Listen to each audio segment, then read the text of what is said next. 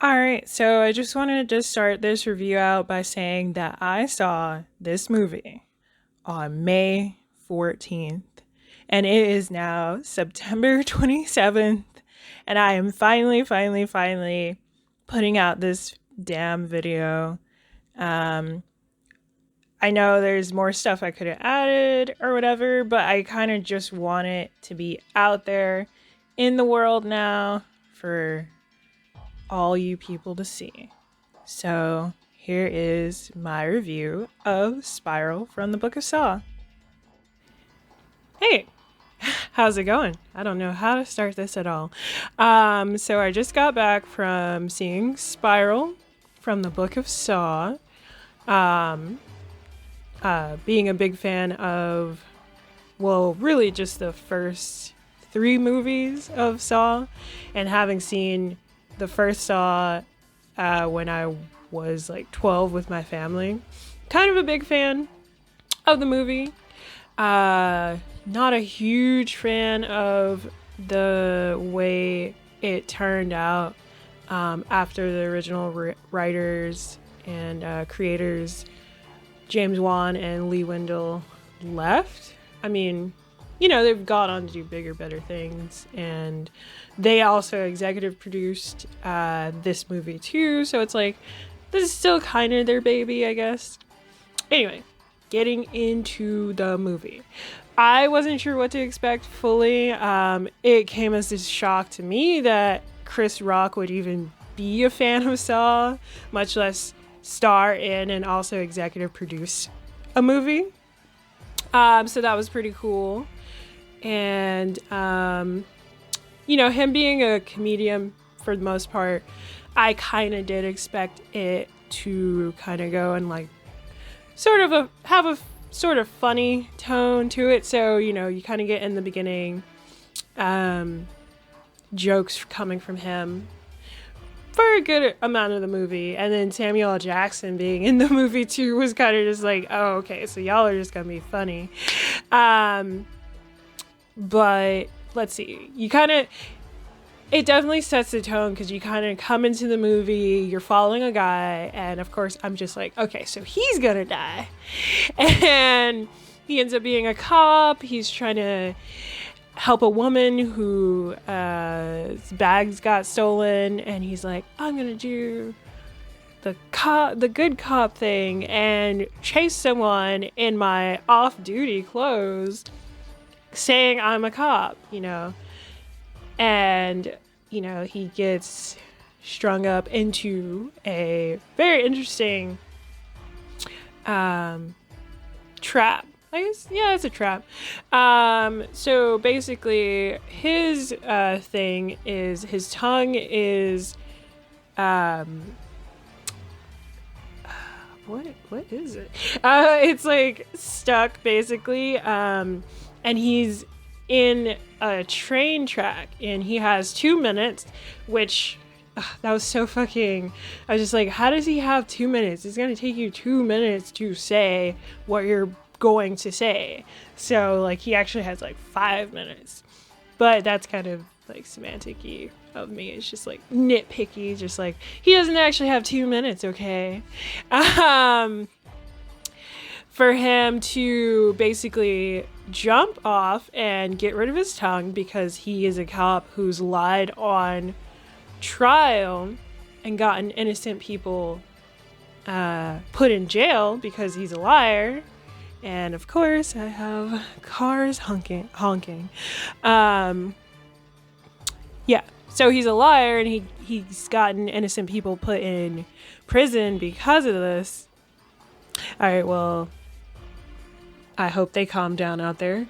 Oh Jesus, you know what? I'm just gonna let it ride. So yeah, basically either get rid of your tongue or get killed by this train that's coming. And obviously he's not gonna, that's just painful. So he ends up just dying. And of course I was kind of reminded of Gantz because like there's that whole beginning of Gantz in the manga, and I guess the anime too. Is there anime? where people are about to get hit by a train and then their body goes away. But in this instance, his body explodes.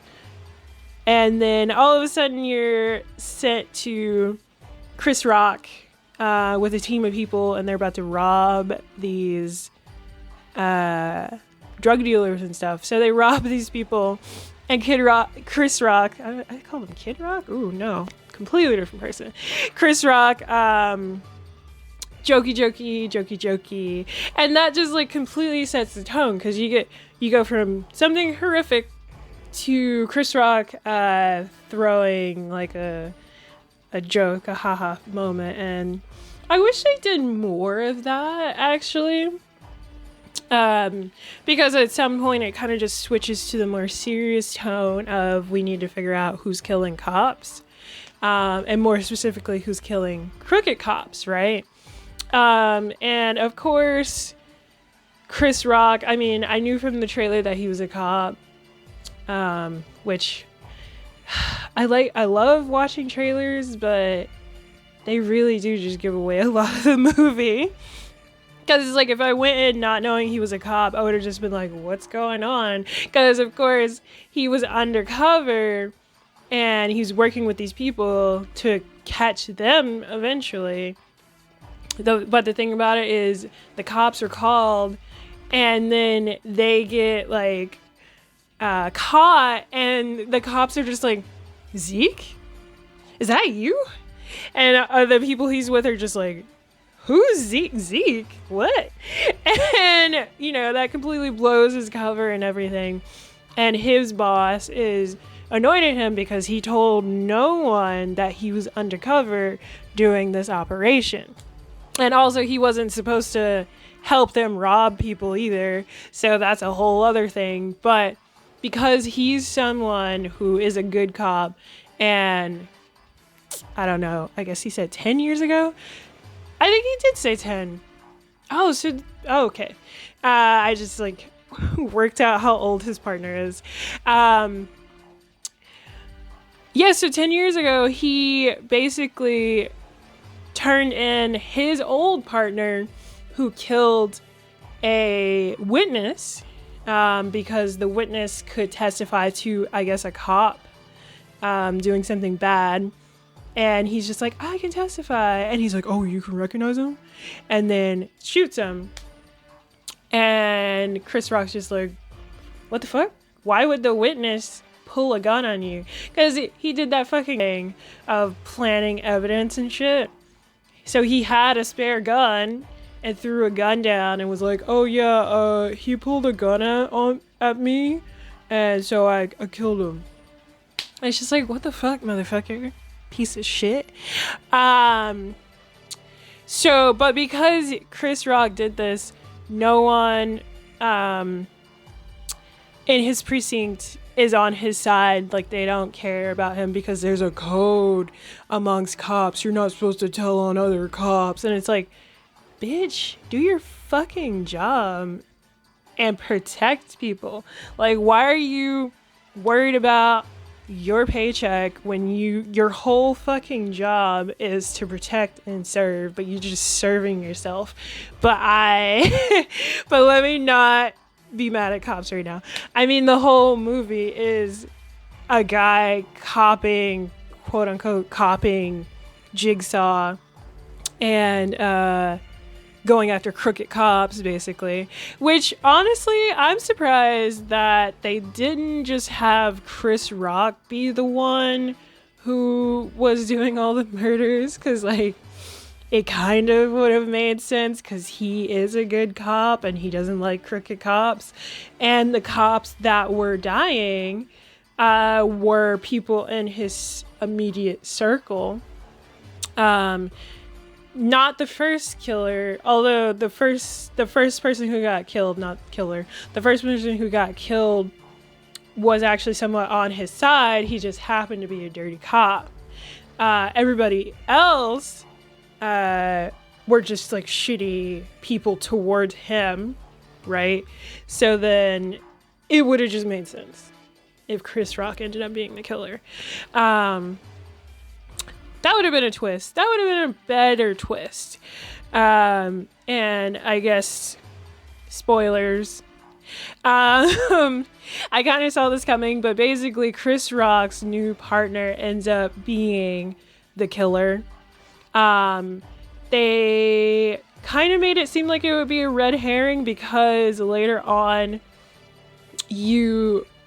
what? I'm like remembering something, which I'll explain. But basically, he sets up a death basically and makes it seem like he was the one that was killed. So he killed someone and skinned them and skinned off his tattoo that he tattooed on the body so that Chris Rock's character and everyone else actually would think that he was killed, which honestly is all of it is pretty fucked up because he literally skinned someone. Like, that's fucking crazy. But what made me not convinced that he was actually dead, I mean, I was like, oh, maybe he's dead, whatever. Like, it was kind of anticlimactic because at least with the other deaths and murders, you got a flashback, you got them trying to solve the game basically, and you saw them struggle. You saw not that I would have wanted to see his partner struggle if he was actually the one killed, but I would have been convinced that he was actually dead and not the actual killer if we saw scenes like that, because that would have been a better it would have been more reminiscent of the very first Saw movie in having the audience think that the killer is dead, which, again, spoilers for the first movie, having the audience think that the killer is dead when actually he's alive the whole time, right? So it would have been way more reminiscent of the first movie if they just shot scenes like that and made us believe that he was murdered. But he does admit later on that he tattooed a tattoo of his dad's name onto this guy, and I'm like, so wait a minute. You not only joined the police academy, got head of your class, did all of these things just so you could be Chris Rock's partner for all of this to happen. But also along the lines, you learned how to tattoo names and maybe other kinds of tattoo. Like, what is his life? Like, what was his life? Also, speaking of, turns out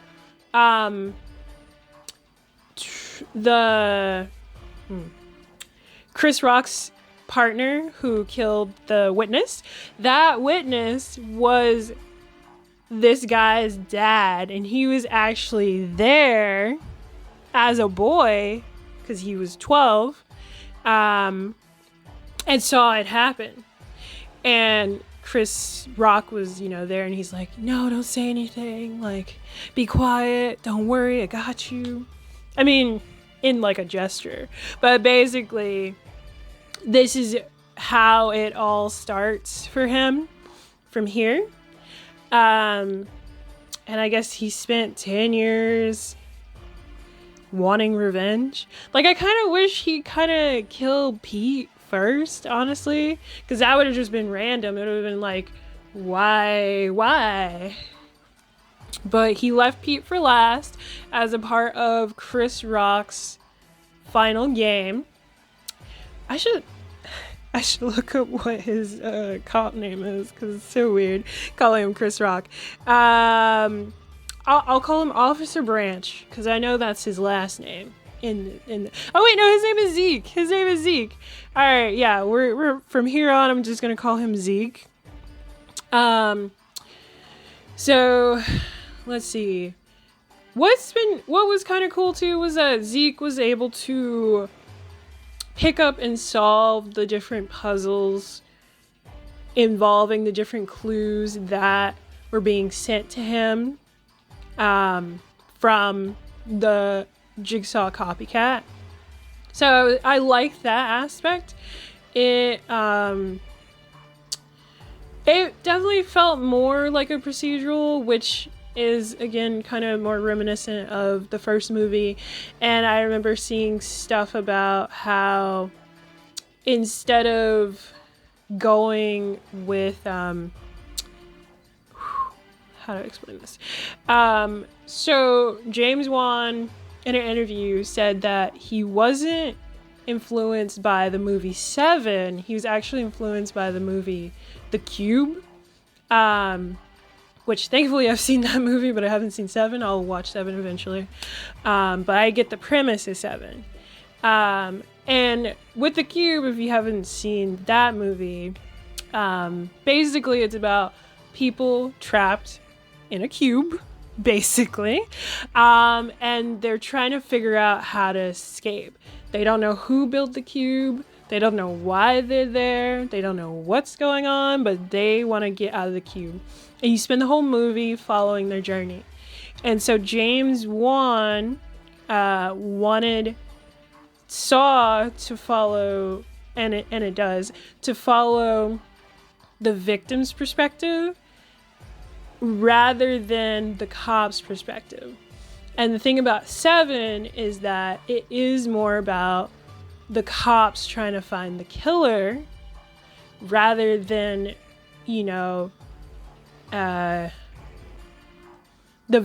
talking about the victims and stuff. So I think the main comparison between Saw and Seven is that the serial killers are going after people that they deem bad, basically. But the thing about Jigsaw, especially you find out later on, like he's called Jigsaw, like that's his serial killer name, because after people are put through his tests, his games, and they don't make it out, he carves out a jigsaw piece, like a puzzle, from their skin, because to him, they're missing a piece of themselves that would make them human, that would make them want to survive. Basically, they're missing a survival instinct. That's why he's called Jigsaw. And what kind of messed me up a little bit, or kind of like, I was just like, no, was because in Spiral, the guy who's the killer, he's just like, John Kramer was right. Everything's a spiral. And it goes back to some like bullshit. And I'm like, that wasn't what he was doing. The new killer kind of wants to keep the balance. And I find it kind of fascinating because it does give me, this is someone who grew up and heard about the Jigsaw killings and had a general idea of what he was doing, but didn't fully understand why he was doing it, or at least, because more than likely in this universe, in this alternative universe, the reasons behind what he's doing wouldn't be publicized. So going off of the name Jigsaw, him killing people who were bad, essentially, this is how you would get to where this guy got in Spiral. But yeah, he was saying something about keeping the balance and universe or something. I don't remember. It was, I don't know, the reveal of him being the killer was kind of anticlimactic, because I was like, yeah, I figured you weren't dead, and I figured you were the killer as soon as you showed up, because it would have been more interesting if the killer was someone that we didn't know. I think I like horror, or not necessarily horror, excuse me. I like murder mysteries where you don't know who the killer is right off the bat. He's like someone completely different. It is kind of fun trying to figure out from the cast of people who the killer is. But I feel like with Spiral, they could have at least maybe had it be an outside person. Because I know that the director wanted it to be more like Seven. So if you wanted it to be more like Seven, the killer wouldn't be one of the people that we know. Like, duh. But making it one of the detectives, kind of just ruined it a little bit. Because especially after, her name was Angela. She was like the new head. I don't know what the names are called, apparently. She's the boss. She gets killed in the precinct, in the basement. So it was just kind of like, the killer is inside the house type of thing. And, that kind of just guaranteed that, like, okay, yeah, definitely one of the people that we've seen on screen and have seen get a lot of camera time is the killer. What else do I have to say about this movie? I mean, it was good overall. I can definitely see this rebooting the series. It would be interesting to see where they go. Because the final test with Chris Rock, the final test with Zeke, was definitely interesting because basically he wants to actually be his partner. The killer wants to be partners with Zeke, and he wants to basically take down crooked cops since, no one's gonna arrest them. And it's like, oh, yeah, I can see that. But the fact that the final test involved the final game and test involved Zeke's dad, played by Samuel L. Jackson, makes me kind of think Zeke probably won't want to work with him because you kind of got his dad killed, which was... I'm kind of conflicted because I like how they did it where Zeke, he frees him, or he thinks he frees him, but the police are there. It's a squad team, so they have guns and everything. And then when they break in, all of a sudden, Samuel Jackson's body gets pulled up, and then whatever apparatus he's attached to kind of falls down on his arm, so it looks like he has guns, right? And so he gets shot up, and like that like image of a black body getting shot up, very hard to look at as a black person. And it's like, this is reminiscent of what's going on in America right now, and I think they really did play with that because the killer, knows how the police are. He knows that the police shoot first and then ask questions later. He even says this. So, of course, he knew that this would be the outcome. He knew that Samuel Jackson and this character would get shot because he's black, he looks like he has guns. It's like they really played with that, and it's so fucked up. But then they also like had the imagery of like a pig being a puppeteer, and that was his whole like thing. Like, I liked that play of imagery, but it was still just like black man getting shot up by the police.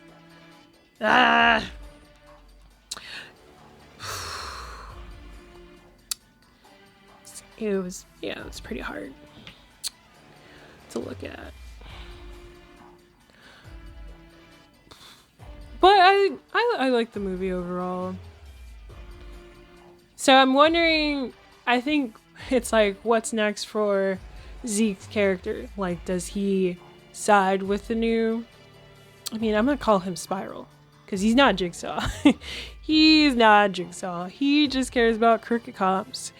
Because, like, with Jigsaw, his whole thing, his whole methodology or whatever,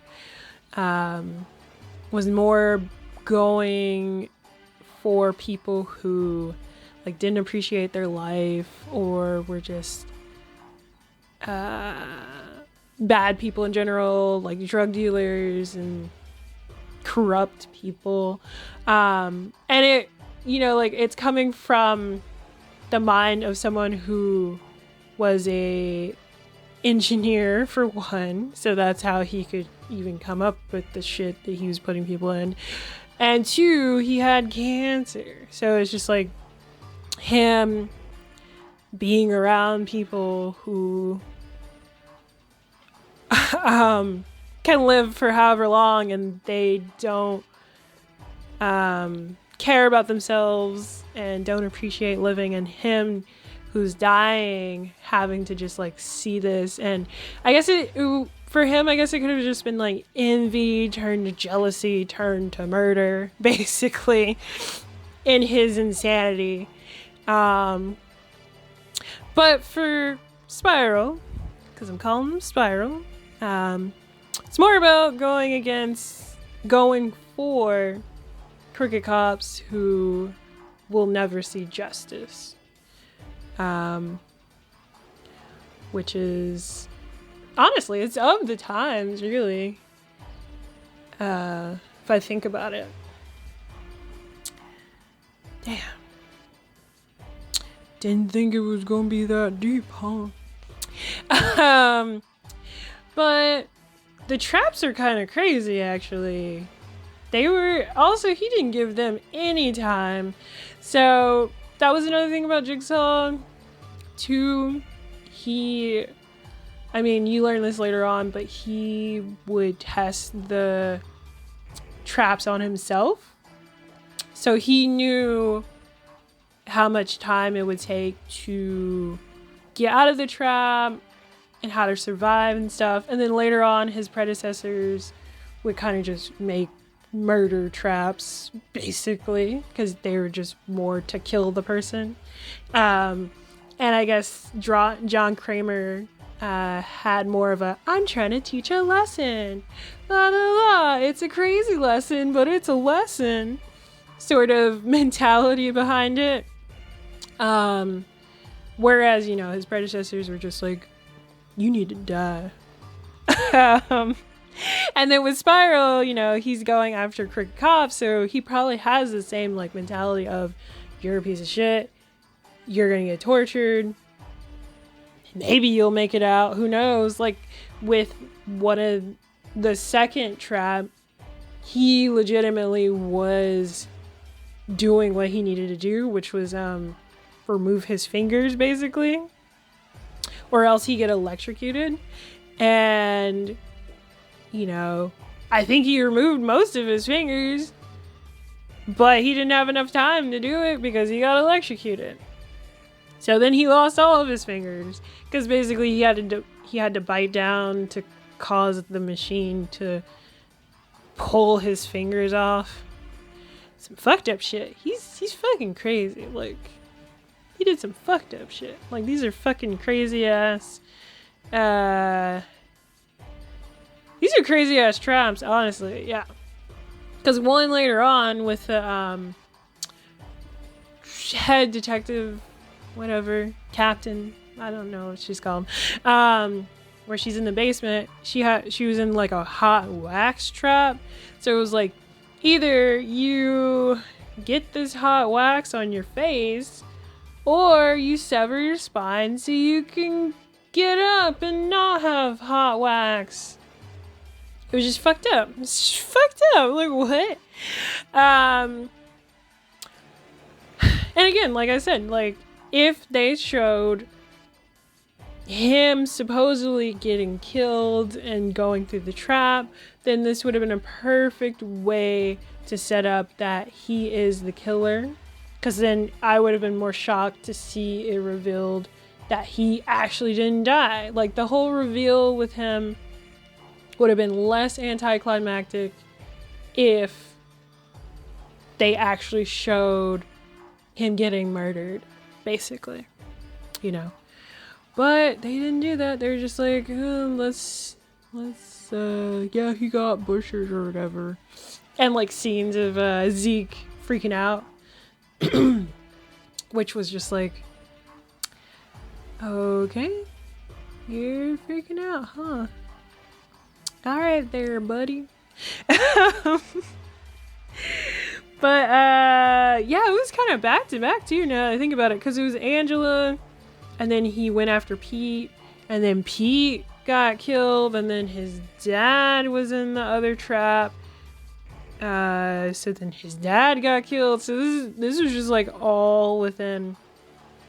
Actually, now that I think about it, this whole movie happened within at least a week, you know?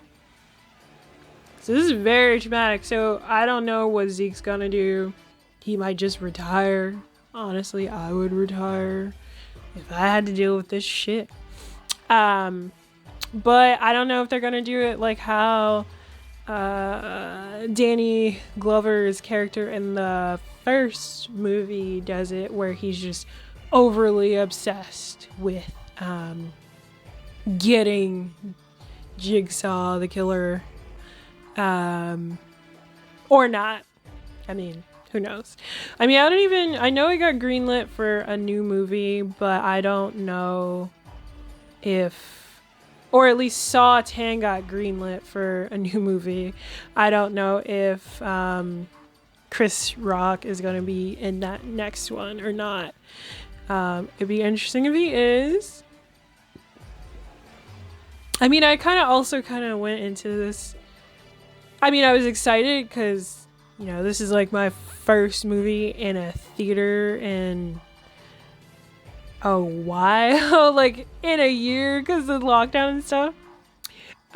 So that was like so nice to be in IMAX and see a movie on a big screen again. Like, wow, like the theater experience is just something else. Just in general, like I kind of was just like, wow, I'm actually seeing this movie in IMAX. Like, what is that? I could have watched it in a regular theater, but I don't know. It was kind of amazing. Like, I really, really enjoy seeing movies in theaters, and I definitely missed it. But yeah, I had low expectations because I did see Jigsaw, which not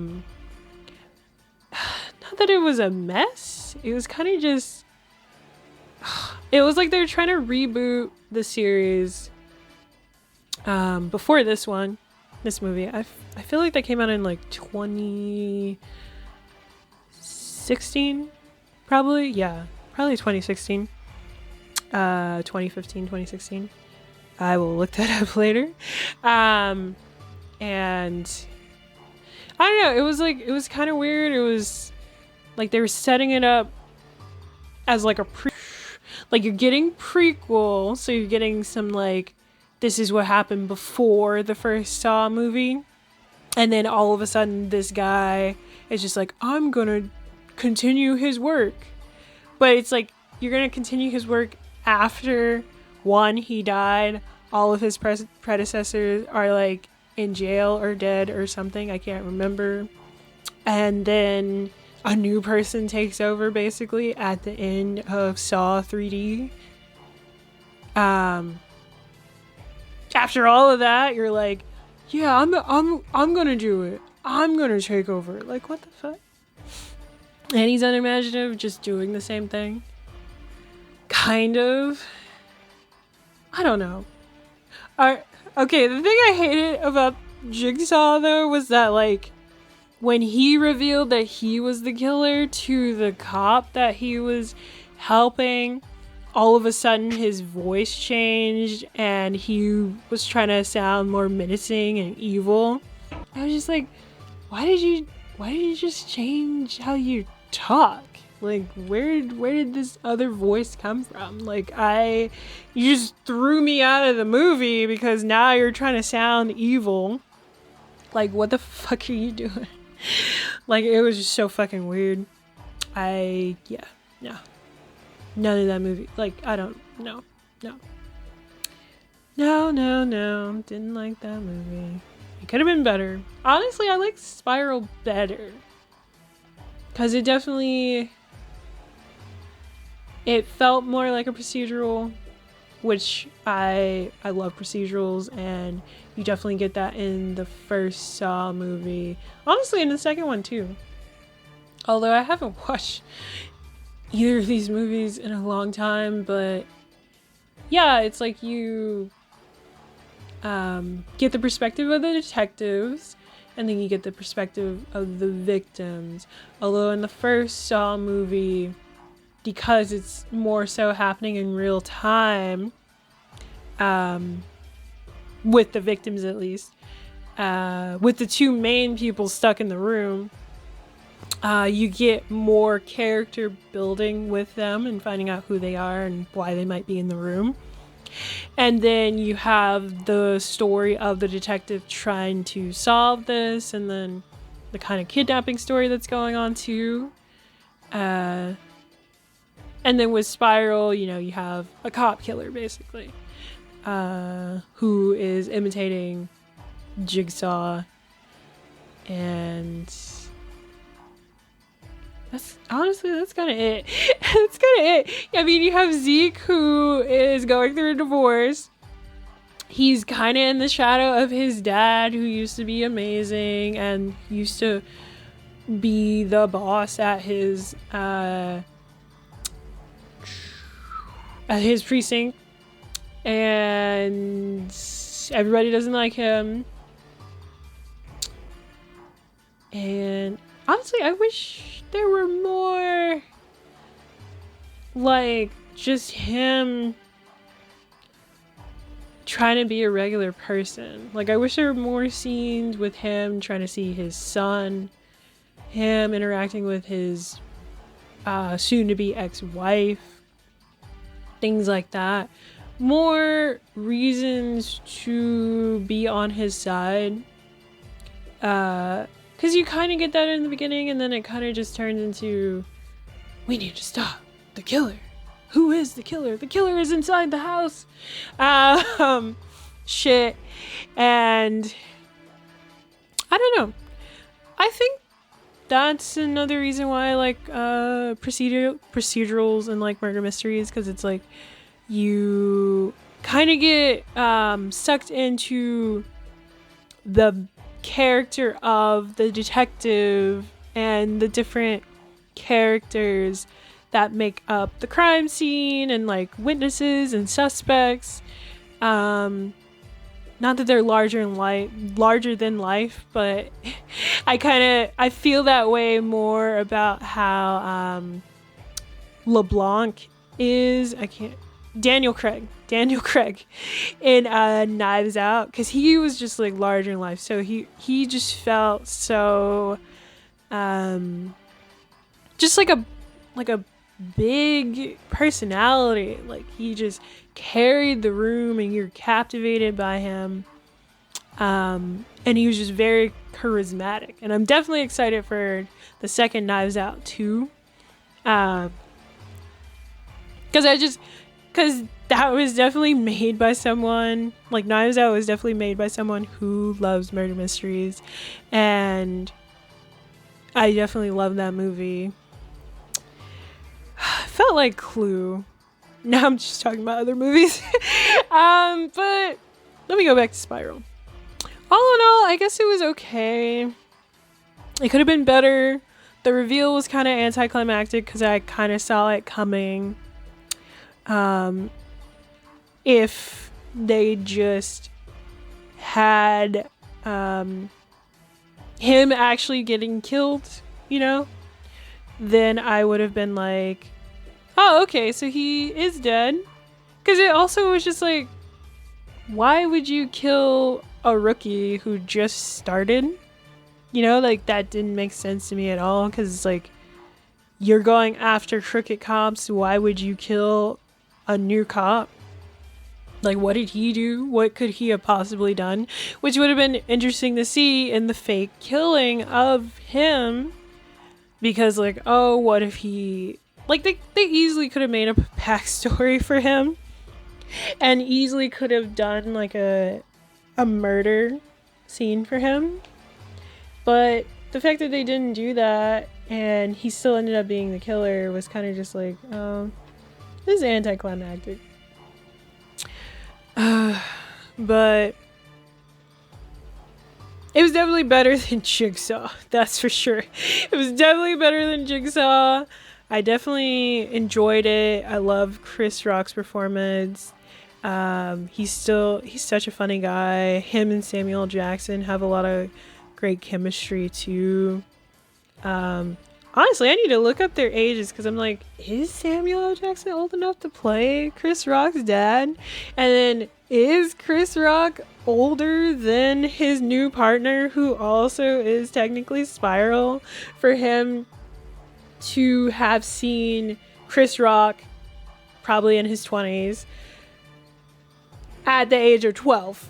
Like, the age part kind of was like, is he? Because Chris Rock looks like, I mean, both Chris Rock and Samuel L. Jackson look ageless, but I feel like Samuel L. Jackson is in an age range where he could easily play a dad character, but also easily play a young version of himself too. It's so crazy.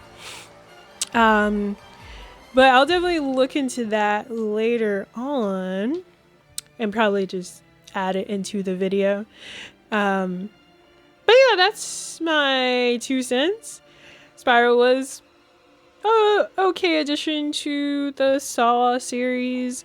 The traps were pretty gnarly, like kind of fucked up.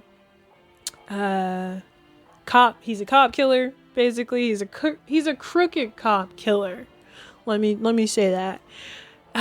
Didn't really want to see Samuel Jackson's body get shot up because he's black. Hate that had to happen.